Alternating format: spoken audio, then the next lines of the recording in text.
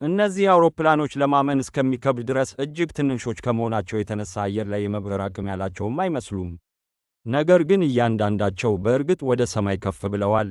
እና ቁጥር 1 የሚገኘው አውሮፕላን የተገነባው በዓለማችን እጅግ ትንሹ ነጠላ ክንፍ ያለው አውሮፕላን ለመሆን ነው።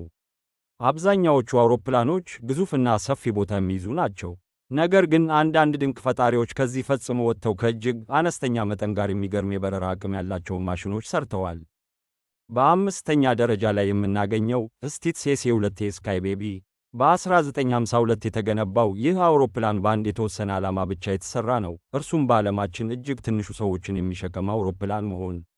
ወደ 10 ጫማ ርዝመትና 7.5 ጫማ ብቻ የሚደርስ የክንፍ ስፋት ያለው ሲሆን፣ ይህ ጥቃቅን ባለ ሁለት ክንፍ አውሮፕላን አነስተኛ ኮክፒትና የፊት ሞተር ያለው በመሆኑ የጥንት የእሽቅድምድም አውሮፕላን መልክ ይሰጠዋል። ዛሬም ቢሆን ከታወቁት ማይክሮ አውሮፕላኖች አንዱ ሆኖ በስሚትሶኒያን ስብስብ ውስጥ ተጠብቆ ይገኛል። በአራተኛ ደረጃ ላይ የምናገኘው ኮሎምባን ክሪ ክሪ።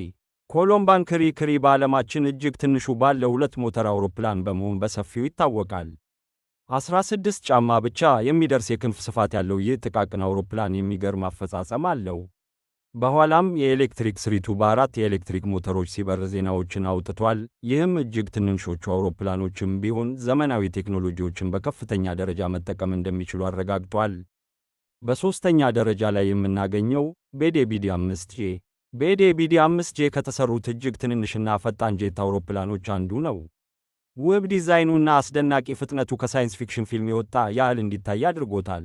በታዋቂው የጄምስ ቦንድ ፊልም ላይ ከታየ በኋላ ዓለም አቀፍ ዝና ያተረፈ ሲሆን፣ ከተገነቡት እጅግ ታዋቂ ትንንሽ ጄቶች ግንባር ቀደም ሆኗል። በሁለተኛ ደረጃ ላይ የምናገኘው ዊቢ ከዚህ በፊት ካዩዋቸው አውሮፕላኖች ሁሉ ፈጽሞ የተለየ ነው። ፓይለቱ በባህላዊው መንገድ በኮክፒት ውስጥ ከመቀመጥ ይልቅ በአውሮፕላኑ ላይ ሆኖ በሆዱ ተኝቶ ይበርራል። እንግዳ የሆነው ዲዛይኑ፣ እጅግ ቀላል ክብደቱና የታመቀ መጠኑ ከሰማይ የወጡ እጅግ እንግዳ የበረራ ማሽኖች አንዱ አድርጎታል። በመጀመሪያ ደረጃ ላይ የምናገኘው ስታር ባምብልቢ። ስታር ባምብልቢ የተገነባው በዓለማችን እጅግ ትንሹ ነጠላ ክንፍ ያለው አውሮፕላን ለመሆን ነው።